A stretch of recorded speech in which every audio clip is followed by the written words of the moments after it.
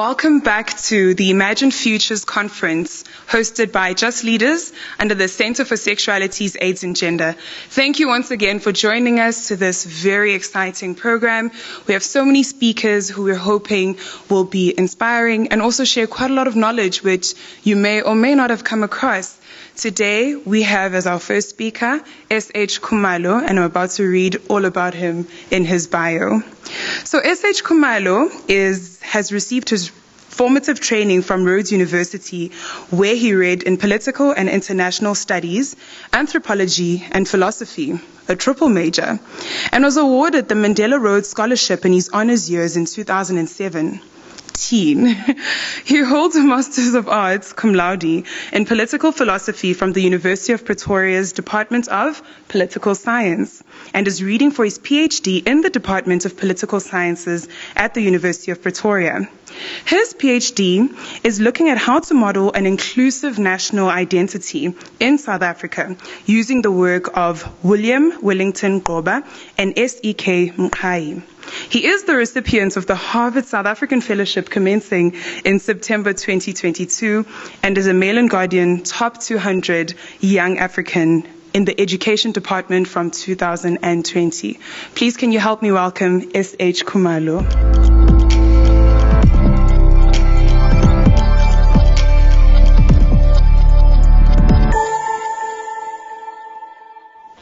Good afternoon, colleagues and friends. For those of us who are in the room and for those of us who will be joining us digitally. The one exciting thing that I think maybe I might have omitted from my biography is that I now teach philosophy at the University of Fort Hare. An institution that has a long-standing tradition of black intellectualism and very strong black intellectualism at that has given the African continent some of its gems and maybe probably some of its terrors in the likes of Mugabe.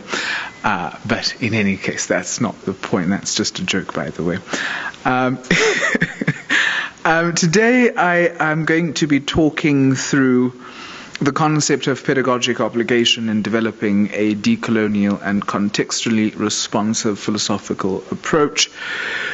And I'm going to be talking to certain aspects of the paper, so it's not going to be like a full-on presentation because I do believe that there are certain things that I would like to highlight for us in terms of the work. It is a bit theoretical, of course, in the sense that I am a student of philosophy, hopefully becoming a philosopher, right? I'm just going to outline the problem, the philosophical problem that I want to address, specifically with respect to the challenges inaugurated by having to teach under a pandemic or under the conditions of a global pandemic and what that has meant for higher education. So with the calls to decolonize the philosophy curriculum and the university more generally, which have seen a series of intellectual interventions in South Africa, the paper takes its cue from Ubongani Nyoga's recommendation when he suggests moving beyond merely thinking about decolonization and actually getting into the work of doing decolonial work. In reflecting on processes of decolonizing the curriculum, I consider the successes and failures of a course that I taught during a global pandemic, wherein pedagogic strategies are constrained. Reflecting on a module taught in the first semester of 2021, the paper thinks through the fundamental question that underpins the course, primarily how to develop a contextually responsive philosophical approach on the southernmost tip of the African continent. Using two primary texts, my own Decolonization as Democratization and Jonathan Janssen's Decolonization in Universities, the module analyzed this question by juxtaposing a philosophical and educational context or educational text, respectively. In this pedagogic autocritique, I reflect on what obligation we owe our students in a decolonizing context. And this is precisely because of a number of challenges that were exacerbated by the global pandemic. I'm going to ask for the program director to time keep me and just signal me at 5 minutes. Okay, cool, fantastic. So this is what I'm trying to do. I put together a philosophical text and an educational text, and I'm basically suggesting that there's something here that maybe we might not be getting right as higher education because of the problems and challenges that we saw when the pandemic started in 2020. Specifically in South Africa, in any case, because it started in 2019, actually. So let me begin with a conceptual clarification on the uses of obligation, right? So the paper is titled Pedagogic Obligation in Developing a Decolonial and Contextually Responsive Philosophical Approach. So I want to start by clarifying how and why I use obligation in anticipation of an objection that can be put against the concept's uses in the work that I develop. Primarily, I am concerned with the accountability that checks intellectuals in a post-colony. And here, post is written in parenthesis -colony, sort of denoting the fact that we are not in a post-colonial condition as a result of our histories. Predominantly, the sacrosanct principle of academic freedom is what has facilitated a disjointed reality between the questions that define the thinking and concerns of philosophers in the South African Academy and the reality that prevails in the country, right? So as philosophers, we ask certain questions, and yet we don't reflect those questions in terms of addressing the reality. So the questions are these abstract, divorced, devoid questions that really leave us wondering, well, why should I do philosophy, or what do philosophers actually bloody damn well do? This is to say that academic freedom has meant that white philosophers and the kinds of students they produce tend to disregard the reality of the majority, for reasons that I expand on in the sections that follow. Academic freedom as but one factor delimits pedagogic obligation as applicable only to basic education, wherein the subject, that is the individual of the subject, that is the learner, is still in the process of self-discovery. So that's where we see this idea of pedagogic obligation. That's where it's supposed to hold more sway, wherein the learner is still in the process of self-discovery, what Richard Rorty calls this idea of education as socialization.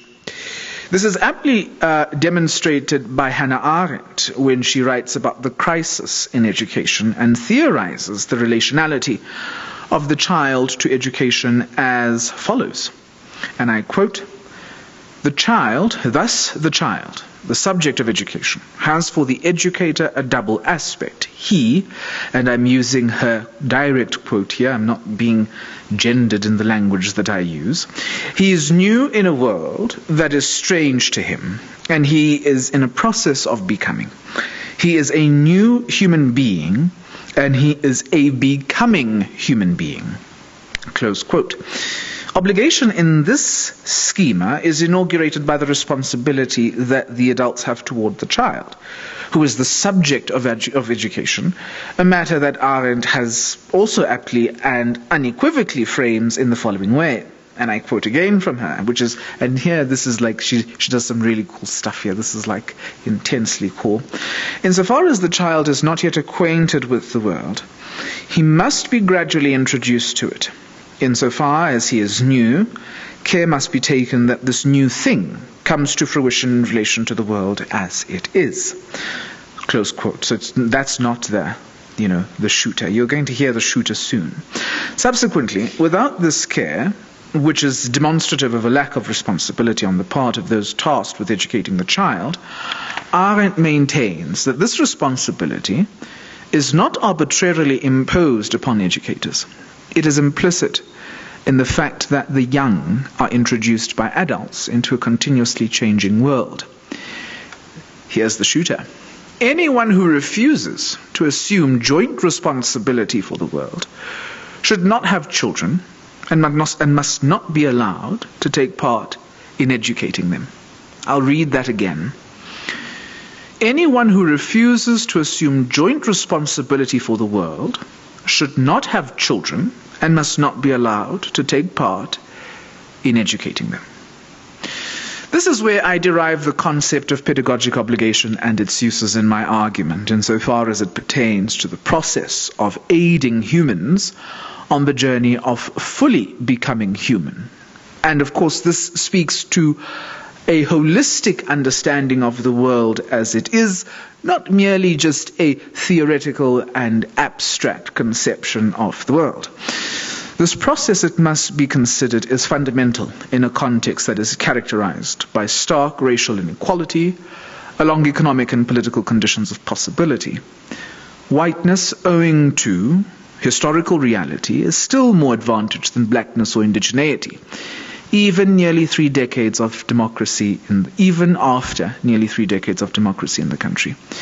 The objection then lies in the fact that the university is in service of young adults, who in the Rortian sense have fully developed a sense of consciousness that allows them to claim that they have either been socialized into society's values or have identified their own through processes of individuation. If the modern intellectual, specifically one who is in the post-colonial context where the ghost of coloniality still haunts the life potentialities of the polity, is concerned with the function of the university, insofar as we are interested in why it is that we teach and the aims of education, I hold that the notion of obligation continues to have bearing even within the university. This contention is predicated on the reality that the process of individuation advocated by Rorty's work only truly finds expression in the formative process of knowledge acquisition that takes place in undergraduate education. Here, I follow Eunice Ballam's contention in his 2021 Academic Freedom Lecture at UCT, that education allows the university graduate to leave this space with a critical awareness of the problems and challenges that plague their society, right? So the moment you walk across a stage, you're like, I know stuff about society. There's something happening here, and I can intervene on what society is doing. Right? In terms of making it better in any case, or so we hope. Education thusly framed espouses the value that while the young adult coming into the university might claim that they are individuated, the values they hold are tested, revised, and sedimented in the process of the new worlds that they encounter in the process of reading for their degree. It is for this reason that I am interested in the notion of pedagogic obligation, even within the space of the university, specifically as it pertains to the discipline of philosophy, which by Russell's measure finds its truest satisfaction in the engagement of the not-self. Put in another way, by using the concept of obligation, I am interested in the role of education facilitating within our students the capacity to see the realities of our society for what they are, as racially differentiated owing to systems of injustice and oppression. Through education, are we producing individuals who are concerned with the realities of their fellow citizens, or are we as intellectuals disorienting our students by providing them with philosophical training that is irrelevant to their situated realities? And I come to answer this question by saying, look at the infrastructure disparities in this country, and that's the part that I'm going to come to in just a second. Which, of course, is to suggest that actually maybe what we're doing is just weird. Simply, I did not want to be profane. I could have been profane. I did not want to be profane. Simply, what questions are philosophy graduates and philosophers concerned with and by in the work of philosophizing about their reality? This question is posed since many of the philosophers that are taught, or many of the philosophers that are taught in our universities, developed their philosophies in response to the social context within which they were located. Consider Immanuel Kant, Hume, Heidegger, Jean-Paul Sartre, and John Rawls. The question of obligation becomes central in that our methods of training and producing the next set of philosophers needs to walk the tightrope of being responsive and cognizant of our situatedness while also bearing in mind the reality of changing global disciplinary trajectories. This secondary concern is centered in recognition of the fact that in responding to local conditions from a place of pedagogical obligation, we ought not disadvantage our students by creating of them parochial thinkers that are inadequately equipped to deal with global questions and problems. In view of this framework, I sketch the motivations behind such a mode of inquiry, right? How am I doing for time? I'm still good, ne? Excellent. So concerning a contextually responsive philosophical approach in the post-colony is what I have titled my next section, and I hope I'm not boring folk in the room by doing philosophy on a Wednesday afternoon. So oriented around contemporary trends in philosophy at third year level, the course sought to give students an insight into the debates that are constitutive of decolonial theory as it specifically plays out in the discipline of philosophy and more broadly in knowledge making in the global knowledge economy. For this reason, the course drew from traditional philosophical texts, that is, for instance, my own Decolonization as Democratization, Mores Biko, and Mudimbe's The Invention of Africa. So that was the set of, traditional, and when I say traditional philosophical texts, I mean like texts developed in philosophy. I'm not yet a traditional philosopher in the sense of I've not yet been canonized, for crying out loud. But the people who are contained in that volume, some of them are already canonized, or are becoming canonized, along with texts that take up similar epistemic issues vis-à-vis knowledge making in the university in South Africa. And I must pause here and take us to a footnote. I'm problematic because I tend to have very long footnotes, so apologies for that. I make a distinction between the university in South Africa versus a South African university. The former is geared towards notions of excellence that oftentimes sideline and silence the local context to the extent of inspiring the question that is posed in this paper, which is to say, what obligation do intellectuals owe their students? The latter, on the other hand, that is the South African university, is concerned with both local and global questions and prepares students to grapple with challenges that are faced not only by the local context, but by global communities. More importantly, our graduates can bring novel responses to the global economy on the premise of their having taken seriously the context in which they are located.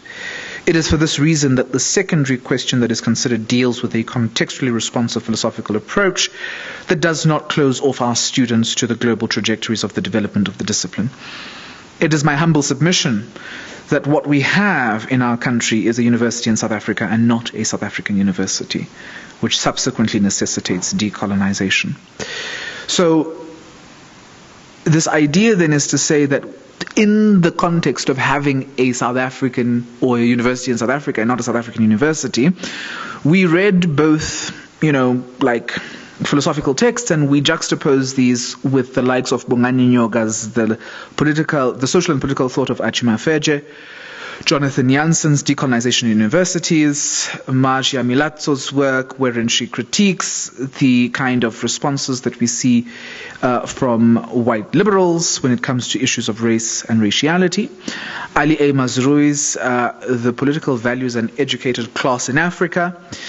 And we also read Mahmoud Mamdani's work when Mahmoud talked about this question of what was it? It was liberation and freedom. And he was thinking about the decolonization of the university in South Africa in 1993. And he gave that paper at Rhodes University in the academic freedom lectures there. And of course, Van der Vlies's work, Van der Vlies, who puts together the collection of essays by Zoe Wickham. While Van der Vlies' volume on Zoe Wickham's collection of essays focuses on the literary landscape of South Africa, the objective behind its inclusion was to drive home the salient observation that I make in my review of the book, which diagnoses a dearth of imagination that subsequently leads to the death of theory. Now, my review of the collection takes a pointed aim at the discipline of philosophy, which I view as being divorced from the realities of the polity, choosing to concern ourselves as philosophers rather with the intellectual sophistication of abstract theory. While this view might be considered rash and misplaced, it is predicated on Wickham's suggestion that, and I quote, "we need a radical pedagogy, a level of literacy that will allow our children to read works of literature that will politicize them into an awareness not only of power, but also of the equivocal, the ambiguous, and the ironic that is always embedded in power." Close quote. This suggestion comes after Wickham poses the salient question concerning the fate of blackness and indigeneity in a context that has for too long robbed blackness of ontological legitimacy, which Usitole calls the ontological density of the black subject. I'm not going to do that. Wickham inquires as follows, and I quote, "How will black people, long accustomed to dispossession and deprivation, adjust to a new condition of not being racial victims?" A very critical question, close quote.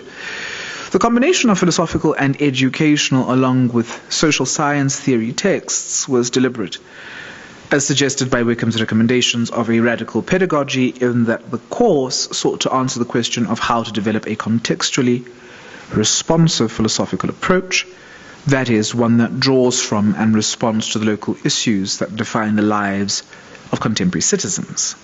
Right? The aims of the course gave credence to Wickham's inquiry, which is to say that if the scientific system of the country, and more specifically philosophy as discipline, fails to respond to the recognition of the ontological legitimacy of blackness and indigeneity, how will the majority adjust to the new condition? And we can say that the majority have not adjusted to the new conditions. When we closed down our institutions, sent students home, we did not consider the student, for instance, who comes from Etsofimvaba, who does not have connectivity. We did not consider the student who comes from Mlazi, who in Mlazi has to take care of their elder sister's son or daughter, young baby, who has to see to home chores, etc., etc. We didn't consider all of that, right? We thought that every student is the student that we see in front of our lecture theatres, or in front of us in our lecture theatres, without considering the implications of the fact that in our lecture theatres, many of our students are fed in their dining halls. Many of them have connectivity in their residence halls. Many of them are able to apply themselves to their learning environs.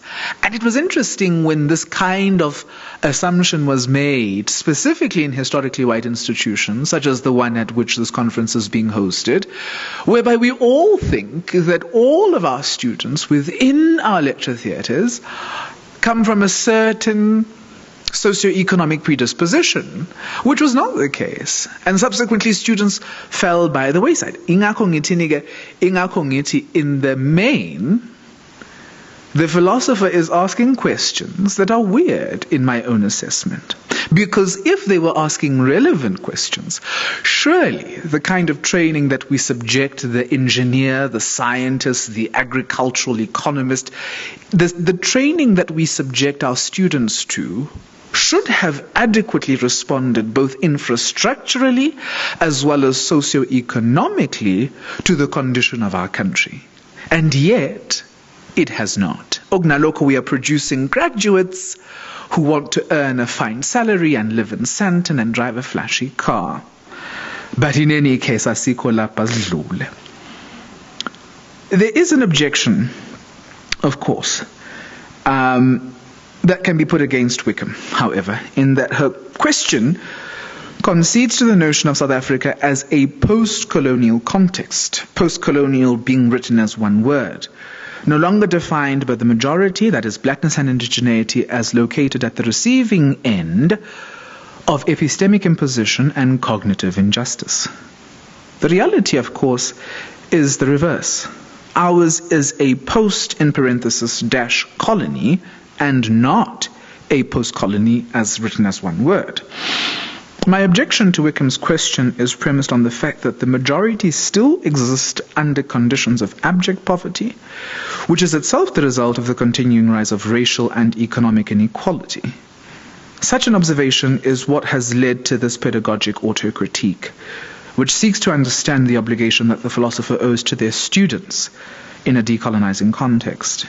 In understanding and exploring this obligation, the reader of the course and this paper will better be positioned, or so I wish to think, to respond to Zoe Wickham's question, a question that is itself a political and ontological consideration. 10 minutes. Darn. Just as I was getting into it, eh? Okay, cool. 10 minutes. Further justification for locating philosophical texts in conversation with social science theory is found in Mabogo More's work when he writes, and I quote, "The debate rages on in the present involving the process of exclusions or inclusions of philosophical discourses by self-appointed gatekeepers. These gatekeepers are the many white philosophers found across our departments in this country who are neither conversant with the realities of their students nor the social conditions under which said students exist. Here it must be useful to mention, even in passing, the focality of language, to the extent that it facilitates an awareness of these conditions." Mazisi Kunene puts it eloquently when he writes, and I quote, "The African philosophical system is not the only one that recognizes two levels in the cosmic order. Nevertheless, in its integrated postulation of phenomena, it is unique and perhaps closer to Eastern perceptions of the world order than to those of the Westerner. Furthermore, Ugunene, and consequently, he writes, as a result of the schema that he's given us here, language must incorporate these realities, sometimes as ritualistic invocations. This suggestion primes our thinking, I think, about the role of language in the function of knowledge development and thinking about the task of responding to the realities of the majority. Insofar as the question is posed by Ugunene himself, and I quote, "Can philosophy have meaning without language? Such a question necessitates that one must answer what language or languages best serve the interests of cultural, social, and economic development within the African world. In other words, the issue is not language at all, but the philosophies and values that characterize the African world." Given this framing and function of language as inherently communicative of the values that influence our thinking about the developmental approaches used in Africa, even when there exist black philosophers, the challenges continue to abound, with some silencing the philosophical saliency of the questions that inhere in the country, owing to the political subjects that these questions concern. So you will find some philosophers, even black philosophers, who are not concerned with the realities of black folk because the questions concern black folk. Right? Even though these are black philosophers. If the black indigenous subject does not possess ontological legitimacy, it is no wonder why their concerns, realities, and life possibilities are not only erased but are also silenced, even by black indigenous philosophers who have trained and internalized Western conceptions of philosophy. To return to Kunene, it is useful to bear in mind that, and I quote, "In short, writers who write in a foreign language are already part of foreign institutions. To one extent or another, they have adopted foreign values and philosophical attitudes, and they variously seek to be a member of that culture." For it is imperative to note that, and again Kunene suggests, the idea of language imposition as a strategy of power and political control must be kept in mind as a crucial political and social question. The issue then, which better explains the reason behind my concern with the obligation that the philosopher owes their student in a decolonizing context, addresses the matter of miseducation, which has been a directed and orchestrated as well as sustained reality in our country. I dub this phenomenon an orchestrated and intentional miseducation owing to the privilege that white philosophers continue to enjoy in their willful ignorance of the realities that define the lives of their students. In paying attention to language, we see the crucial diagnosis we find in Gunene's analysis when he maintains that when language becomes an issue of nationalism, the political authority shifts to the masses, reactivating the need for a common language to mobilize the people and to provide the mythical force necessary for national reassertion. The fact that black indigenous intellectuals are themselves complicit in the abjection of their fellow black citizens and maintain the structures of power that do not create a post-colony, as Wickham had envisioned, is by no means a fault of their own.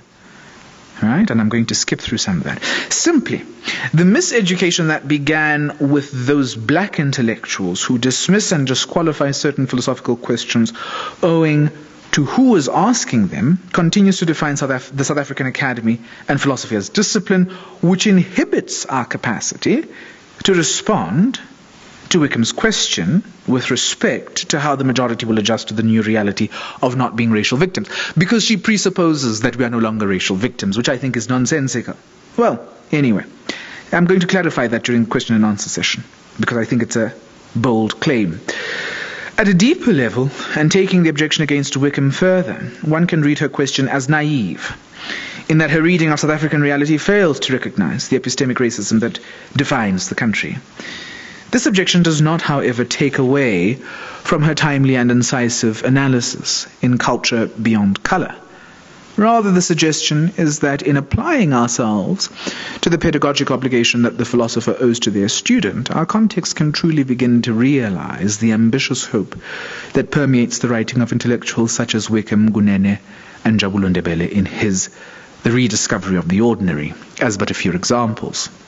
That being the hope of achieving a society that is defined by a culture that goes beyond color, a national culture that embodies a South African identity. Right?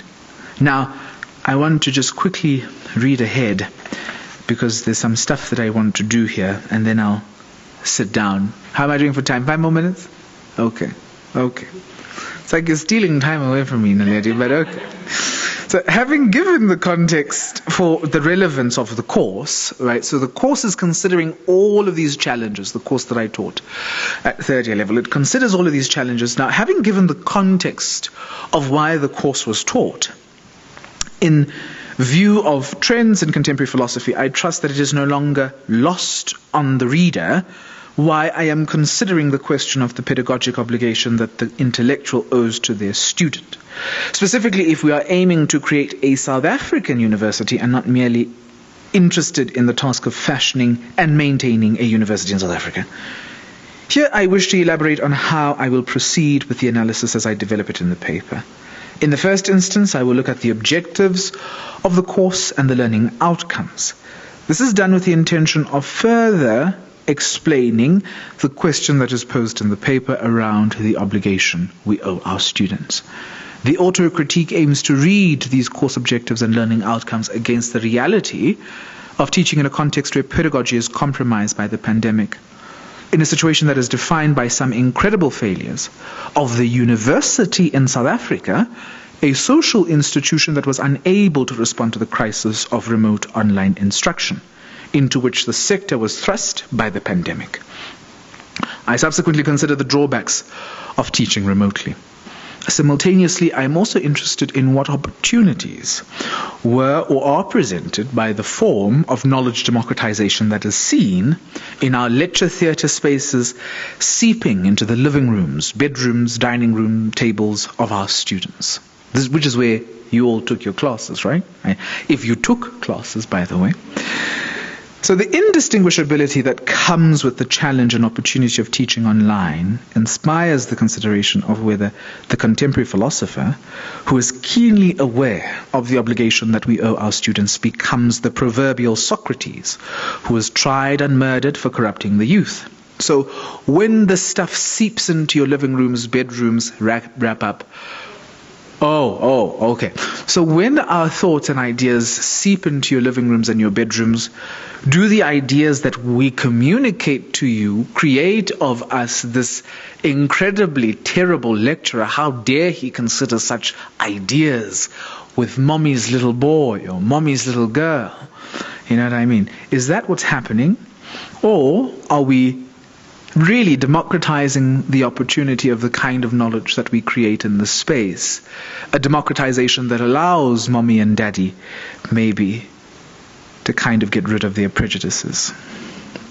So whether this philosopher becomes the proverbial Socrates who was tried and murdered for corrupting the youth, and I'm interested in that question for those reasons. While I will not be discussing this at length in the paper, I would like the reader to consider the case of Dr. Lwazi Lushaba, whose lecture was taken out of context with the intellectual subsequently accused of anti-Semitic views. I believe that was this year, actually. As an example, consider the lecture given at UCT by a political theorist, Dr. Lushaba, who sought to demonstrate how the arrangement of disciplinary knowledge has always and necessarily been disinterested in the lives of black people. At the sheer horror of centering black life, an aggrieved party, potentially a student who misinterpreted the lecture, because students no longer take reading for a degree seriously, the language of students being clients within the University of Excellence. So this aggrieved party cropped out a 12-second segment of the lecture, posted it on social media, and accused Dr. Lushaba of anti-Semitism. Herein lies the drawbacks of knowledge democratization through digitalization, wherein the entire hegemonic and powerful social fabric of the country was deeply aggrieved at Lushaba's trite thinking, whereas Lushaba had systematically located the example used in literature and history of the discipline of political theory. In 2021, Lushaba became the proverbial Socrates and was tried for his actions in corrupting the youth. Fortunately, our 21st century Socrates was spared the atrocity of unjust and unjustifiable murder. Useful to bear in mind, however, is that had the aggrieved party's ends been fulfilled, the contemporary murder would have been a disgraced black intellectual losing their job in a historically white university that is concerned with the life realities, that is not concerned rather, with the life realities of black indigenous South Africans. In this contemporary jostling, we bear witness to the reality that there will always be a protagonist and an antagonist relationship in the post-colonial context, which itself centralizes the question of obligation. Correct? Am I done now? Okay, I'll finish with the thought and then I'll be done. So democratization, it has to be acknowledged, allows knowledge that is confined to the university to find its way into the local communities, where intellectuals would wish to inspire change using ideas. Conversely, however, it is a space that is also predominated by unthinking, anti-intellectual fascists who are threatened by the idea of decentering hegemonic identities and would do anything to undermine the project of creating of the university in South Africa a South African university. Colleagues, thank you. Thank you so much, Kumalo, and we'd never chase you away. You're always welcome at the Center for Sexualities, AIDS and Gender. We understood the philosophy side of things, but the politics sort of slipped in there. We really wish you well with your PhD, and we certainly learned a lot about the digital divide, locating it in theory and literature, so that when we're doing our essays, with some of our students being undergrads and postgrads, we're inspired to reflect on our local realities, as you mentioned, whilst we're also using international philosophers, theorists within our different fields. Thank you so much, Kumalo. And what we're going to do now is we're going to be taking questions. In the venue, we've got our volunteers, some of them, the media team. We're also going to be taking questions from the Zoom platform. So we're just going to wait a few minutes for that. And yeah. Do you want me back up there? Thank you. So it seems I was not chased away.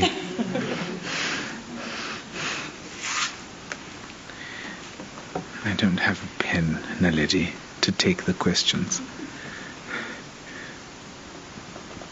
Nat, do you have a pen for me?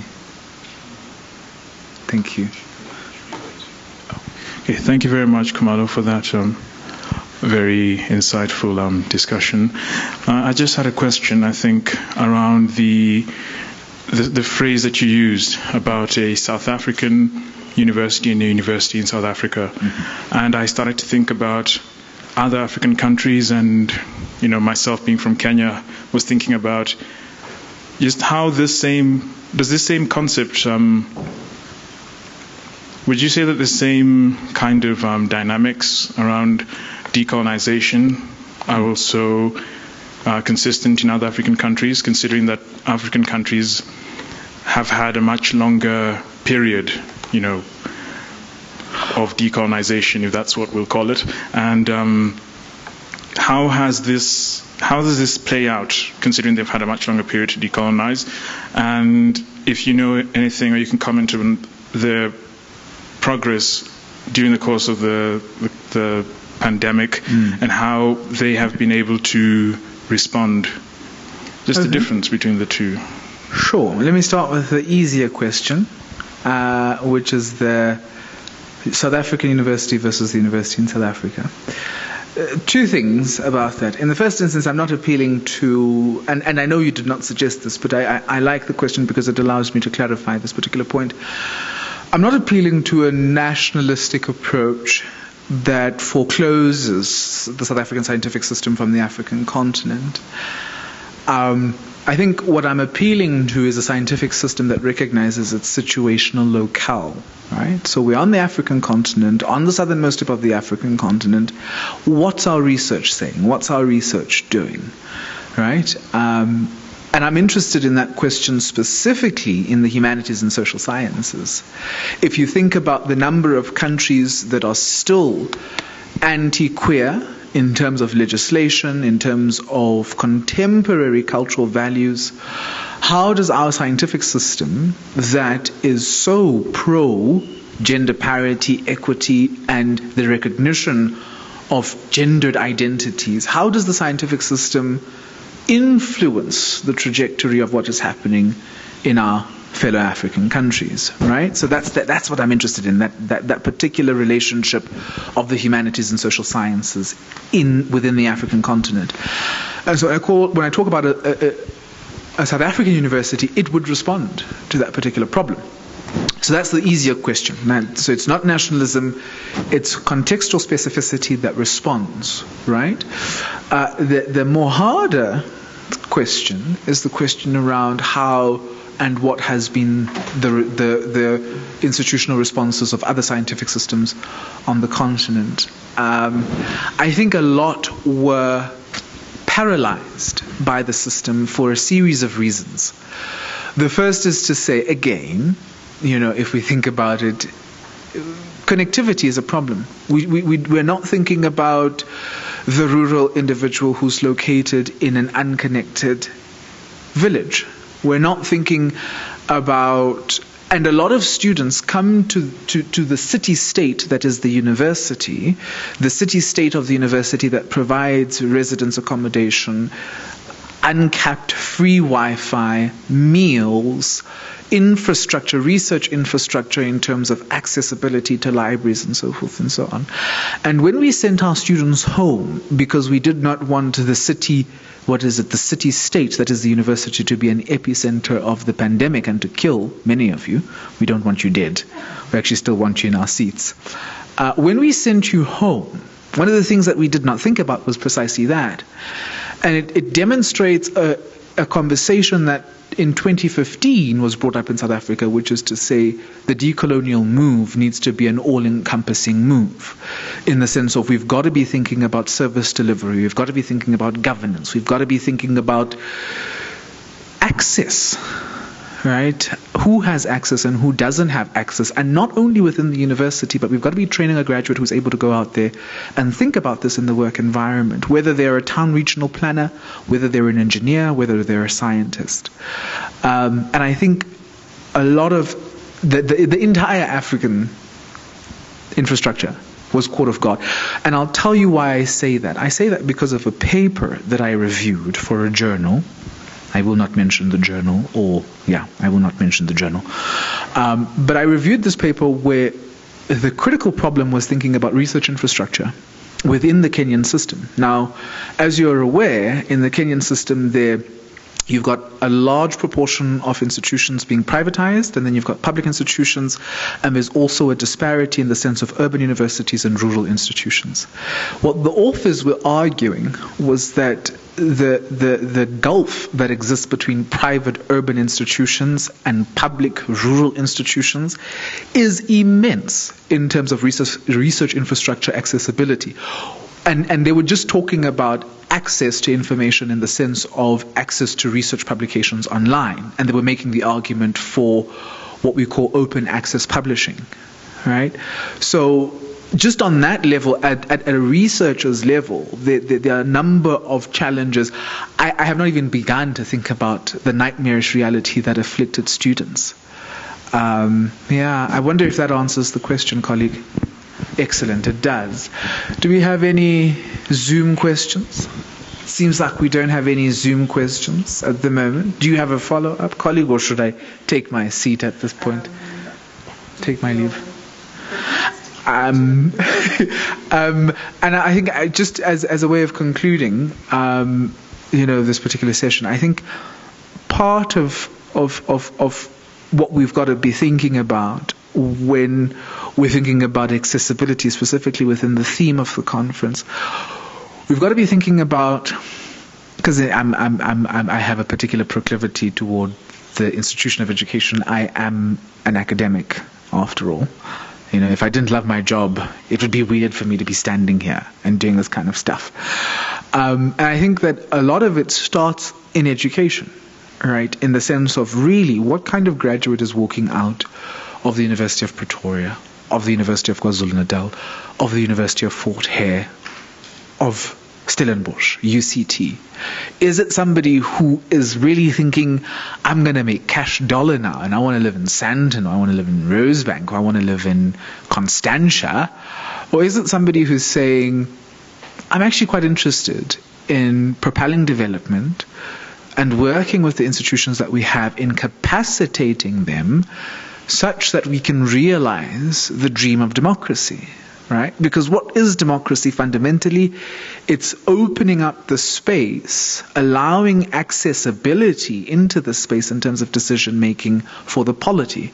And if we're not doing that, irrespective of what faculty, whether you're graduating from the NAS faculty or from, fisheries and forestries and so forth and the other, wherever you're graduating, if you're not thinking about that, there's something wrong that we're doing.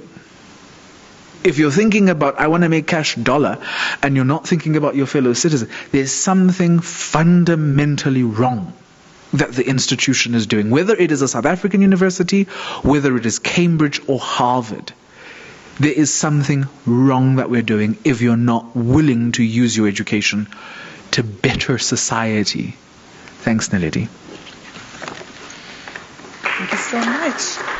Thank you so much, Kumalo. That was a really thought-provoking discussion, and thank you so much, Martin, for the question as well. It would seem we don't have questions from the Zoom link at the moment.